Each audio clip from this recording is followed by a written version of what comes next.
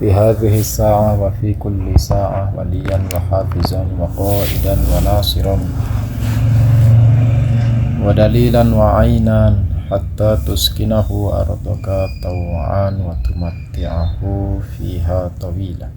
اللهم صل على Muhammad wa ali Muhammad wa ajil farajahum. Diriwayatkan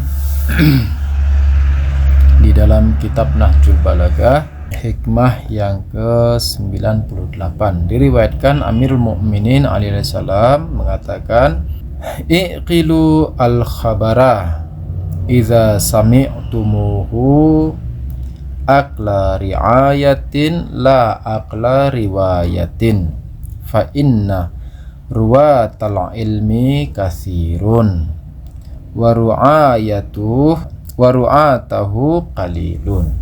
Di dalam hikmah yang ke-98, Amirul Mukminin alaihi salam diriwayatkan di dalam kitab Nahjul Balaghah bersabda, iqilul khabara, dikatakan akala ya'qilu, yakni memikirkan atau memahami. Hanya ada perbedaan antara fahima yafhamu, yakni memahami, dan ada akala ya'qilu. Ada fahima yafhamu, ada akala ya'qilu. Maknanya sama-sama memahami. Fahima yakni memahami,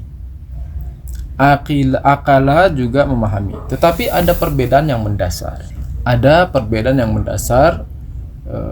Kapan dia dipakai dengan akal, kapan dia dipakai dengan fahaman. Nah, akal yakni penggunaan akala ya'qilu itu, selain dia bermakna memahami, di situ juga ada makna seksama. Jadi memahami dengan seksama atau memahami dengan teliti. Itu akala ya'qilu. Yani memahami dengan ketelitian, memahami dengan seksama, memahami dengan telaten, itu akala ya'qilu. Sedangkan kalau fahima yafhamu, yaitu sekedar memahami saja. Faham, iya faham. Tetapi apakah harus dalam, apakah harus teliti? Oh, tidak ada kelazimannya. Di dalam Nahjul Balaghah dikatakan iqilul khabaro. Yani fahamilah dengan seksama, fahamilah dengan teliti tentang kabar. Apa kabar di sini? Maksudnya kabar di sini apa? Yakni semua kabar yang sampai kepada kita. Setiap ada kabar yang sampai kepada kita, maka harus dicermati, harus difahami dengan teliti, harus difahami dengan telaten, difahami dengan seksama. Dikatakan iqilul khabara idza sami'tumuhu. Fahamilah dan cermatilah, fahami dengan ketelitian, fahami dengan keseksamaan, dan cermatilah setiap kabar idza sami'tumuhu, ketika kamu mendengarnya. Tetapi bagaimana cara menelitinya? Bagaimana cara memahaminya? Bagaimana cara mencermatinya? Dikatakan aqla riayatin la aqla riwayatin, yakni memahami dengan mengamalkan, bukan memahami yang hanya sekedar menukilkan. Jadi ketika ada seseorang yang memberi kabar kepada kita, memberi nasihat, memberi pengetahuan, maka apa yang harus kita lakukan? Amirul Mukminin mengatakan apa? Ketika kita mendengar kabar itu, mendengar hadis itu, mendengar ilmu itu, dikatakan kita harus memahami dan mencermatinya lalu mengamalkannya. Aqla riayatin, yakni memahami dengan amalan. Faham, oke, sudah faham, lalu kita amalkan. La aqla riwayatin, bukan hanya sekedar memahami untuk diriwayatkan. Kenapa? Karena manusia ini sebagiannya adalah konsumeris. Sebagian manusia ini konsumeris. Artinya apa? Dia pengguna. Pengguna maksudnya gimana? Dia mendengar hadis, mendengar nasihat, mendengar mau'izah, mendengar ajaran-ajaran dan ilmu-ilmu dari guru-guru, dari kiai-kiainya, lalu dia gunakan itu, konsumeris. Dia gunakan, dia amalkan. Ketika dia datang ke sebuah majelis ilmu, di sana dikatakan sang istri harus memberi hak-hak suami, dan suami wajib memberi hak-hak istri seperti nafkah, seperti tempat tinggal, seperti kehidupan yang layak, baju. Itu kewajiban tuh. Apalagi keamanan bagi istri. Itu kewajiban bagi sang suami kepada istri. Si istri gimana? Si istri memberikan apa istilahnya itu, kebutuhan si suami, kebutuhan syahwatnya. Lalu apalagi, lalu tidak keluar rumah tanpa izin.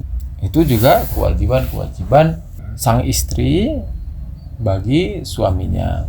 Lalu apalagi, kalau mau puasa, misalnya puasa selain puasa wajib ya, misalnya puasa-puasa sunnah atau amalan-amalan sunnah apapun, amalan-amalan sunnah yang bisa mengganggu dari kebutuhan suaminya, maka dia tidak melaksanakannya. Ini juga adalah ajaran-ajaran dan kewajiban bagi si sang istri. Nah, ketika dia mendapat pelajaran itu dari ustadz-ustadznya, lalu dia pulang ke rumah. Nah, jadi lihat nih, pertama dia mendengar. Idza sami'tumuhu. Pertama dia dengar dulu, oh iya, ustadz saya bilang kalau saya sebagai suami saya harus memberikan hak-hak istri, hak anak, hak keluarga. Saya sebagai manusia memiliki kewajiban terhadap tetangga. Saya tidak boleh menyakiti tetangga. Saya tidak boleh menzalimi tetangga. Saya tidak boleh membuat tetangga merasa gundah. Saya tidak boleh membuat tetangga merasa tidak tenang, tidak nyaman, membuat tetangga merasa terganggu. Saya harus berbuat baik kepada tetangga. Saya harus membantu tetangga. Nah, itu kan. Oh, sudah dia dengar ini, oke. Wah, seakan-akan tetangga itu harus diperhatikan banget. Oh iya, harus diperhatikan banget. Maka dia pulang ke rumah, dia mulai memperbaiki hubungan dengan tetangga yang selama ini dari bulan puasa awal hari pertama Ramadan sampai hari ke-10 nggak pernah ngasih takjil ya, nggak pernah ngasih bukaan puasa, nggak pernah ngasih iftar. Hari ini dia beli misalnya cendol, dia kasih untuk iftar atau untuk bukaan.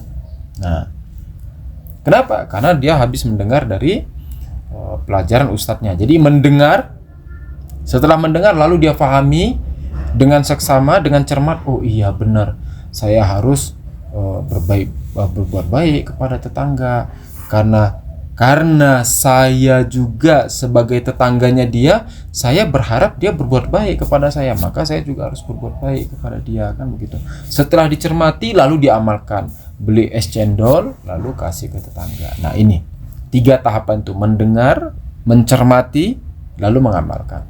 Ini golongan pertama, konsumeris. Ada golongan kedua. Golongan kedua ini apa? Golongan katalis. Jadi dia itu hidupnya hanya sebagai receiver saja. Radio istilahnya. Dia dapat hadis, dia dapat ilmu, dia dapat ceramah, dia dapat nasihat dari ustadz, dari kiai. Dia lihat dia mendengar ceramah-ceramah itu, dia mendengar hadis-hadis itu, lalu dia pahami. Oh iya, paham. Iya, sudah paham. Benar paham. Iya, paham. Tapi nggak diamalin. Melainkan apa? Melainkan cuman buat untuk disampaikan lagi ke orang. Nah, ini dia cuman sebatas radio atau receiver saja.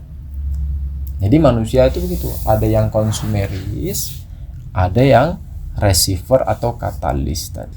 Nah, Amirul Mukminin berharap kita yang mana? Berharap kita yang pertama tuh. Berharap kita menjadi insan yang konsumeris. Jadi konsumeris di dalam ilmu-ilmu yang bermanfaat. Bukan konsumeris, wah ini udah mau dekat lebaran, beli baju segala macam. Bukan itu konsumeris. Konsumeris kita ini, pengguna kita ini, yakni manusia pengguna yang kita maksud adalah manusia pengguna dalam mengamalkan ajaran-ajaran, dalam mengamalkan riwayat-riwayat, hadis, ilmu, dan sebagainya. Jadi mendengar, mencermati, lalu diamalkan. Dikatakan iqilul khabaro iza sami'tumuhu.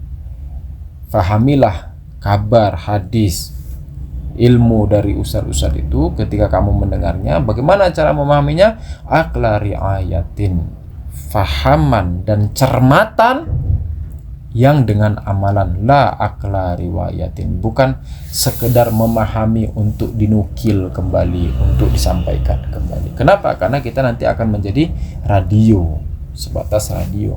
Artinya apa? Artinya kayak tukang pos jadinya gitu. Kayak tukang pos. Ada orang, Yusuf mau ngasih madu ke siapa? Ke Pak misalnya ke Pak Vito. Yusuf mau ngasih madu ke Pak Vito. Lewat siapa? Lewat misalnya Bu Sabaniyah. Berarti Bu Sabaniyahnya ini sampai akhir hayatnya itu ndak nerima, tidak mencicipi madunya itu. Nah kan gitu. Radio itu kan gitu. Katalis itu kan begitu. Perantara itu kan begitu. Yusuf mau ngasih madu untuk ke Pak Vito lewat si Bu Sabaniyah. Berarti si Bu Sabaniyahnya ini sampai akhir hayatnya ya ndak akan nyicipin madu itu. Apa iya kita mau begitu? Kan kita tentu mau nyicipin madunya itu gimana kan gitu. Artinya apa? Kita juga mau menjadi pengguna. Kita juga mau menjadi konsumer. Ada hadis dari Amirul Mukminin alaihissalam, dari Imam Shodiq alaihissalam, Imam Ridho alaihissalam. Kita lihat tuh hadis-hadisnya. Kita dengar dari ustadz kita, oh iya, ini hadisnya bagus banget. Ini ajaran-ajaran yang kita disuruh untuk berbuat baik kepada sesama, memperhatikan fakir miskin, anak yatim. Udah ini, kita dapat ilmunya. Kita dengar, kita pahami, tapi nggak diamalin. Artinya apa? Artinya kita nggak nyicipin, lalu kita langsung lewatkan lagi ke orang. Berarti kita cuma sekedar tukang pos doang. Ini sampai akhir hayat hidup kita tidak pernah menyicipin nikmatnya bersedekah. Sampai akhir hidup kita, hayat kita tidak pernah menyicipin nikmatnya berbagi dengan sesama, menyantuni anak yatim. Tidak pernah sholat malam. Nikmatnya sholat malam itu gimana? Nikmatnya sahar itu bagaimana? Jadi cuma tukang pos doang, nyampein ada hadis ya nyampein tapi tidak pernah dicicipin. Itu kita tidak diharapkan demikian. Fa inna ruwatal ilmi katsirun wa ru'atahu qalilun. Dikatakan kenapa begitu? Amirul Mukminin di dalam Nahjul Balagha dikatakan karena periwayat ilmu itu banyak. yakni penukil ilmu itu banyak. Yang hanya sekedar menyampaikan hadis itu banyak. Yang sekedar menyampaikan ilmu itu banyak. Tetapi pelaksana ilmu itu sedikit. Waru'atahu qalilun. yakni pelaksana ilmu itu sedikit. Kita di dalam Nahjul Balagha udah belajar apa aja? Kita belajar kalau ada kesalahan-kesalahan mukmin, kita harus tutup mata. Kan kita disuruh begitu. Yang kita sudah lewatin dari ini, kita sekarang berada di hikmah ke-98. Artinya apa? Artinya ada 97 hikmah yang kita sudah pernah bahas itu. Apa aja? Ayo kita apa istilahnya? Kita rangkum dan kita ringkas. Hari ini kita rangkum, kita ringkas apa saja yang kita sudah pernah pelajari dari awal.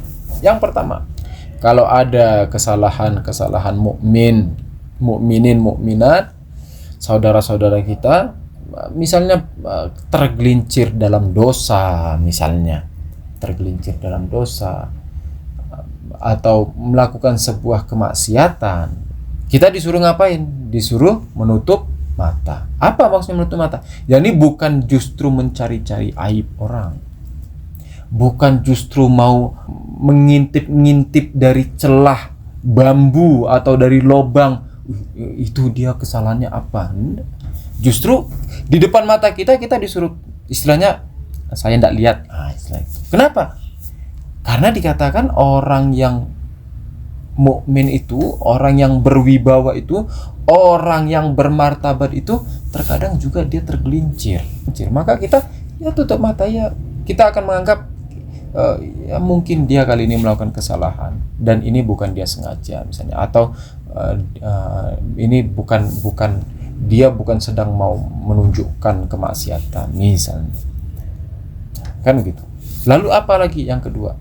Kita disuruh mentaujih, atau kita disuruh membenarkan kesalahan-kesalahan saudara-saudara mukmin kita. Kita tahu ini salah. Contoh. Kita tahu ada si Alif lagi ngambil uang si B. Kita tahu nih, Alif lagi ngambil uang si B. Di depan mata kita. Di depan matanya Yusuf ada Alif ngambil uang si B. Kita disuruh ngapain tuh? Disuruh membenarkan itu. Maksudnya apa? Ya mungkin dia sudah izin. Nah itu. Jadi disuruh nyari alasan sampai 70 alasan. Kita disuruh nyari alasan. Ya mungkin dia sudah izin, atau mungkin justru dia disuruh si B untuk ngambil, atau mungkin memang itu bukan uang si B, itu uang dia. Wah, segala macam. Kenapa begitu? Karena yang namanya mukmin itu harga dirinya harus dijaga. Yang namanya mukmin, martabat, wibawa, harga dirinya, rasa malunya itu harus dijaga, tidak boleh diumbar, tidak boleh disingkap. Orang Tuhan saja yang mencipta kita, yang maha memiliki segalanya atas diri kita, Tuhan saja itu menutup. Makanya salah satu nama asma dari Allah Ta'ala itu kan dikatakan Ya Sattarul Uyub. Ya Sattarul Uyub ini apa? Wahai engkau yang menutupi segala aib-aib, membungkus segala aib-aib, membajui, menghijabi segala aib-aib. Dibungkus aib itu. Tuhan saja membungkus aib, menutup aib. Kok kita mau membuka dan istilahnya mau menguak aib saudara? Itu pelajaran yang sudah kita lewati. Apa aja itu tadi? Kalau ada kesalahan mukmin kita tutup mata. Ini jadi di hikmah yang ke-98 ini dikatakan yang sudah kamu pelajarin itu diamalin, bukan untuk dinukil semata. Bukan hanya untuk dinukil, tapi diamalin. Apa yang kita sudah lewatin. Kalau ada kesalahan mukmin kita tutup mata, jangan dicari-cari, jangan ngintip-ngintip. Ada lobang, ada celah, ada lobang ngintip-ngintip kesalahan mukmin. Jangan. Kedua apa? Kalaupun kita lihat, kita beri pembenaran. Mungkin begini, mungkin saya yang tidak paham, misalnya begitu. Mungkin saya yang tidak tahu kalau itu ternyata memang uang dia, misalnya. Apalagi menjaga ukhuwah. Sesama mukmin saling ukhuwah, saling bersaudara. Kita ini sama-sama orang Syiah, bukan Yahudi sama Syiah, bukan. Yusuf dan misalnya siapa nih? Bu Indah, Bu Zainab, ini bukan Yahudi, bukan Israel. Ini orang-orang Syiah, sesama mukmin.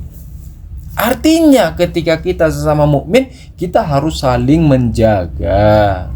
Kita harus saling membantu. Kita harus saling percaya. Kita harus saling bermanis muka, memberi senyum. Biar apa? Biar orang lihat mukanya, kok mukanya masem banget sih, misalnya kan ya, mukanya kok masem banget, ya kan gitu. Akhirnya apa? Akhirnya ketika orang nengok mukanya jodoh masem, setiap ketemu mukanya istilahnya itu kayak cemberut, orang juga males. Jadi berusaha untuk bermanis muka ke orang, ramah, santun, lemparkan senyuman ke orang, sehingga orang juga berhadapan dengan kita itu asik ya, ternyata orang-orang Syiah ini enak diajak berteman, ternyata orang-orang Syiah ini kalau diajak gaul itu menyenangkan hati, idkhalus surur, memasukkan kebahagiaan kepada orang lain, ya kan gitu. Bukan setiap datang selalu ngeluh, sampai nanti temennya bilang, coba sekali-sekali kalau kamu datang cerita yang bahagia apa? Kita sudah berteman 20 tahun kok ceritanya keluhan mulu. Seakan-akan hidup kamu ini gak ada bahagianya. Kan gitu. Jadi jangan semua itu dikeluhkan ke orang. Hidup ini susah. Iya, hidup ini susah. Anda punya kesusahan hidup masing-masing. Yusuf punya kesusahan dalam kehidupan. Iya, hidup ini susah. Setiap dari kita ini memiliki tingkat kesulitan yang beda-beda, dan tidak bisa kita katakan kesusahannya Yusuf jauh lebih susah daripada kesusahannya Bu Sabaniyah, atau kesusahannya Bu Sabaniyah jauh lebih susah dari kesusahannya Bu Zainab. Tidak bisa. Kenapa? Kadar kita beda-beda, derajat kita beda-beda, derajat susahnya itu beda-beda, dan derajat kemampuan kita juga beda-beda. Maka kita harus toleransi dengan kesusahan orang. Apalagi yang kita sudah pelajari ketika masalah hutang piutang. Kita sudah membahas itu.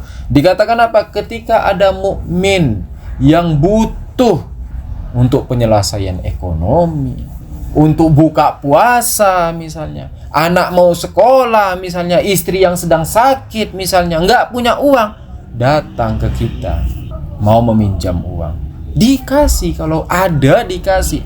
Jangan disimpan di dalam brankas. Ngapain uang disimpan dalam brankas? Kalau bukan setan yang makan, iblis. Pinjamkan. Ini orang, anaknya sakit, istri sakit, anak mau sekolah, ini mau buka puasa, nggak tahu mau buka puasa. Kok kita dengan nyamannya makan yang nikmat-nikmat? Sesama, memperhatikan sesama. Lalu yang lain lagi apa? Ketika meminjam, tentukan waktu. Waktu pengembalian. Ini sudah berkali-kali disampaikan. Sesama mukmin ketika terjadi pinjam meminjam, tentukan waktu. Saya minjam dari kamu 100.000, akan saya kembalikan tanggal 26 Januari 1900. Saya kembalikan 1 Januari 2025 misalnya, jam 10 pagi. Jelas ditulis itu, mukatabah ditulis. Lalu apalagi yang kita sudah pelajarin, ketika sudah sampai masa waktu, sudah tanggal 1 Januari jam 10 pagi tahun 2025, ternyata Yusuf masih nggak punya uang. Sudah ditulis, sudah dibuat waktunya, tapi sampai waktu yang ditentukan Yusuf nggak punya uang. Maka apa yang harus dilakukan Yusuf? Yusuf sebagai peminjam harus datang ke Bu Indah. Ngapain? Menyampaikan, Bu Indah, maaf, sampai di tanggal yang ditentukan saya belum punya uang. Jujur ngomong begitu. Jangan lari, sudah minjem terus lari-lari, sehingga yang dipinjemin sampai malu sendiri. Yang ngasih pinjem sampai malu sendiri mau nagih. Itu enggak boleh, itu di luar adab. Itu enggak punya adab. Bukan begitu adabnya orang Syiah. Dulu kamu ketika datang mau minjem, paling beradabnya manusia, kan begitu. Tolong dong, gini. Bukan gitu kan kita nih. Saya ini anak saya sakit apa semua. Oh, ketika mau minjem paling beradabnya manusia. Ketika mau pengembalian paling tidak beradabnya manusia. Jangan, enggak boleh begitu. Datang. Maaf Pak, Bu, Fulan, saya tahu perjanjian itu sampai tanggal segini, sampai hari ini jam segini, tapi sampai hari ini saya belum ada uangnya. Itu ngomong jujur, gentle dong. Ini punya harga diri. Sampaikan, saya orangnya bertanggung jawab, tapi saya belum punya uang. Itu. Terus di sisi si peminjam, apalagi yang kita sudah pelajari? Di sisi si peminjam, ketika yang meminjam itu datang dan menyampaikan dia belum punya uang, maka kita dianjurkan untuk memberi lagi tenggat waktu. Oke, kapan menurut kamu ini bisa dibayar? Perkiraan saya mungkin sampai 2 bulan ke depan. Berarti akan dikembalikan tanggal 1 bulan 3 tahun 2025. Oke, saya izinkan. Nah gitu. Itu baru mukmin tuh. Enak banget. Yang kanan sama yang kiri klop masuk. Bukan gayung tak bersambut, tetapi saling rangkul. Yang meminjam punya adab, yang dipinjam punya adab. Itu kehidupan kita kan, harusnya begitu. Lalu apa lagi yang kita sudah pelajari? Cara berteman. Dikatakan cara berteman ada 2 model. Ada cara berteman yang sekedar manis-manis muka saja, tetapi ada cara berteman yang memang kita bisa mencurahkan rahasia kita kepada dia. Artinya apa? Artinya tidak semua orang bisa kita sampaikan rahasia kehidupan ini. Itu harus dijalani.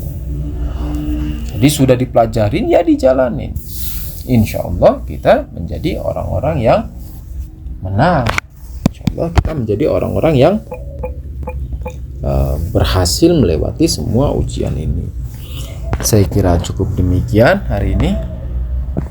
Semoga amal ibadah puasa antum semua diterima oleh Allah Ta'ala. Mari kita kirimkan hadiah kepada ayah ibu kita yang telah mendahului kita, abang, adik, kakek, nenek kita semua yang telah mendahului kita, suami, istri dari masing-masing kita, paman, bibi, adik, kakak, sanak famili kita semua yang telah mendahului kita. Semoga Allah merahmati mereka, mengampuni mereka semua di bulan Ramadan ini, di bulan mulia ini, memutihkan wajah mereka, meringankan beban mereka semua insyaallah ta'ala. Dan juga untuk mukminin mukminat di mana saja berada, serta untuk guru-guru kita, khususnya marhum Ustaz Abu Ammar, a'lallah darajatah, untuk marhum Kang Jalal, marhum Ustaz Husain Habsyi, marhum Ustaz Toha Musawwa, marhum Ustaz Ahmad Rushdi, marhum Ustaz Ahmad bin Abu Bakar di Kota Palu, marhum Ustaz Asmawi. Semoga Allah merahmati mereka semua, meninggikan derajat mereka semua, menerangi kubur mereka insyaallah ta'ala. Dan juga untuk mukminin mukminat yang telah mencurahkan tenaganya, hartanya, waktunya, perhatiannya, pikirannya untuk di jalan Amirul Mukminin dan Ahlul Bait alaihissalam ini, serta untuk ulama dan marojik kita, khususnya Imam Khomeini Qudisa Sirruh, Allahumma yasan zadi umuli, Allahumma tabatabai. Dan juga untuk ulama dan marojik yang masih hidup, khususnya Rahbar Muazzam hafizahullah. Dan untuk keluarga kita yang masih hidup, ayah ibu kita yang masih hidup, semua sanak famili kita yang masih hidup, semoga Allah memberi afiat, kesehatan, keberkahan dalam kehidupan mereka semua. Anak-anak kita insyaallah ta'ala menjadi generasi yang berada di barisan imam zaman dan tetap teguh hingga akhir hayatnya, tidak keluar dari wilayah sahibaz zaman ajjalallahu farajahu syarif. Dan juga untuk kezuhuran imam zaman, Al-Fatihah ma'as salawat. Allahumma salli ala Muhammad wa ali Muhammad wa ajil farajahum. Bismillahirrahmanirrahim. Alhamdulillahi rabbil alamin arrahmanir rahim maliki yaumiddin. Iyyaka na'budu wa iyyaka nasta'in ihdinas siratal mustaqim. Siratal ladzina an'amta 'alaihim ghairil maghdubi 'alaihim waladdallin. Allahumma shalli ala Muhammad wa ali Muhammad wa ajil farajahum.